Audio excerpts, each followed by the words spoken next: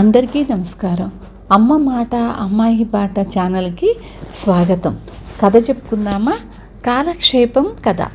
సత్రం గదిలో ముగ్గురున్నారు. బయట హోరుగాలిలో పెద్ద వర్షం కురుస్తోంది. నా పేరు చలపతి, మీ పేర్లు కూడా చెప్పండి అన్నాడు ముగ్గురిలో ఒకడు.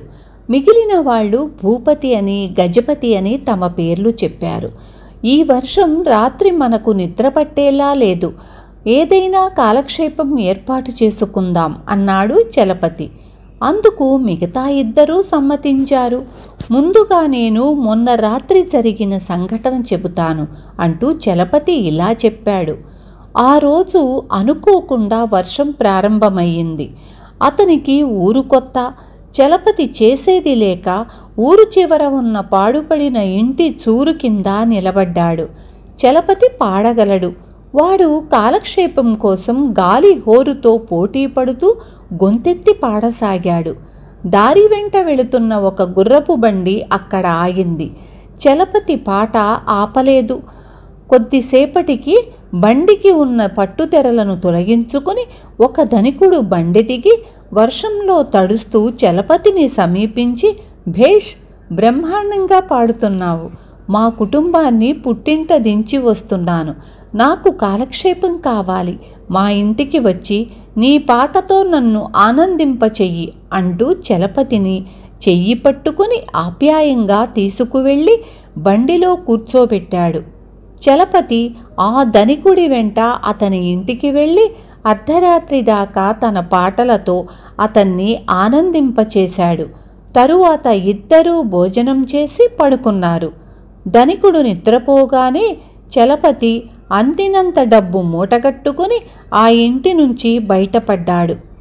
ఈ విషయం చెప్పటం పూర్తి చేస్తూ చలపతి, కొందరు మూర్ఖులు కాలక్షేపం పేరుతో అమూల్యమైన కాలాన్ని వృధా చెయ్యడమే కాకుండా లేనిపోని ఆపదలు తెచ్చుకుంటూ ఉంటారు.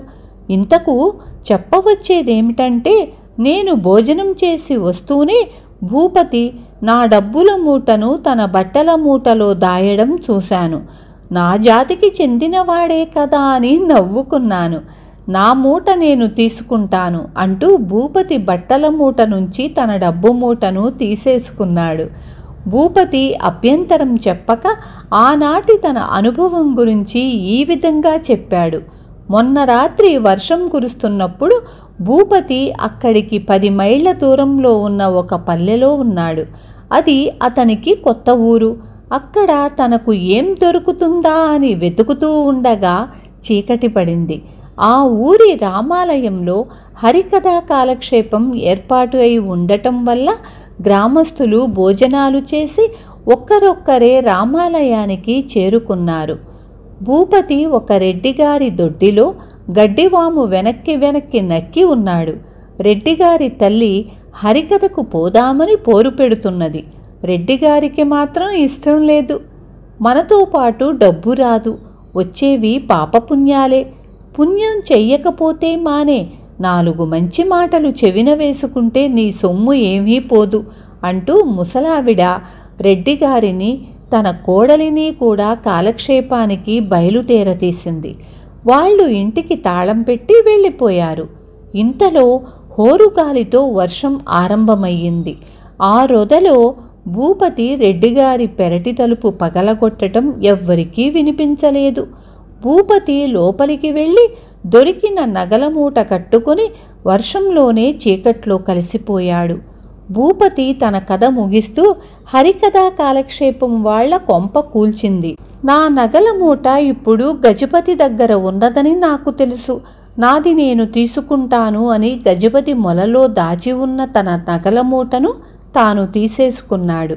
గజపతి నగల మూట ఇచ్చేసి తన అనుభవం చెప్పసాగాడు. ఆ రాత్రి గజపతి మరో ఊళ్ళో ఉన్నాడు. అతని చేతిలో కానీ లేదు. ఆశగా అన్ని ఇళ్లల్లో తొంగి చూస్తున్నాడు. ఇంతలో పెద్ద గాలి దుమారం రాసాగింది. గజపతి ఒక ఇంటి అరుగు ఎక్కి లోపలి నుంచి వినవస్తున్న మాటలు విన్నాడు. ఇంట్లో నేను ఒక్కతినే ఉండాలి. అసలే వర్షం వచ్చేలా ఉంది. ఇప్పుడు ఈ చీకట్లో జోదం ఆడడానికి వెళ్ళకపోతేనేం అంటున్నది ఒక స్త్రీ. నాకు నిద్ర రావడం లేదు, కాలక్షేపం కావాలి అంటున్నాడు మగవాడు. వాళ్ళిద్దరూ భార్యాభర్తలని గజపతికి అర్థమయ్యింది. భార్య ఎంత బతిమాలినా వినక భర్త, త్వరగా వచ్చేస్తానులే, తలుపు దగ్గరగా వేసి ఉంచు, నీది అసలే మొద్దు నిద్ర, ఎంతసేపు బాదినా తలుపు తీయవు, లోపల గడియ పెట్టవద్దు అంటూ బయటకు వచ్చాడు. అతని కనబడకుండా గజపతి స్తంభం చాటుకు దాక్కున్నాడు.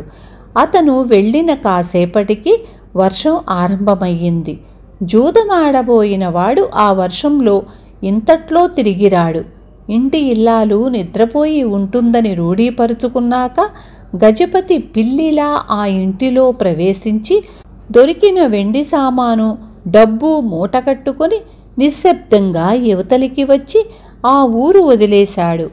ఆ ఇంటి మనిషి కాలక్షేపం కావలసి రావటం నా పాలిట వరమయ్యింది. అయితే ఆ మూట ఇప్పుడు నా దగ్గర లేదు. చలపతి దాన్ని కిటికీ పైన గూడులో దాచటం నేను చూడకపోలేదు అంటూ గజపతి నవ్వుతూ పోయి తన డబ్బు మూటను తాను తీసేసుకున్నాడు. ముగ్గురు ఎవరి మాటలు వాళ్ళు తీసేసుకొని ముగ్గురము ఒకరికొకరం ఎందులోనూ తీసిపోము అని గట్టిగా నవ్వుకున్నారు. ఇంతలో ఆ గది తలుపు దబాల్న మూసుకుంది. సత్రం అధికారి కిటికీలో నుంచి చూస్తూ, మీరు మీ ముగ్గురు గురించి చెప్పుకుంటూ చక్కగా చేసిన కాలక్షేపంతో మీ ఆటలు కట్టాయి. నేను మీ కథలన్నీ విన్నాను. మీరు దొంగ సరుకుతో సహా దొరికిపోయారు. తెల్లవారేదాకా ఎలాగో కాలక్షేపం చెయ్యండి, తిన్నగా బోలెడు పని ఉండే చెరసాలకు పోదురుగాని అంటూ గది తలుపులకు బయట నుంచి పెద్ద తాళం పెట్టాడు. విన్నారు కదా. రేపు మళ్ళీ ఇంకొక మంచి కథతో మీ ముందుకొస్తాను.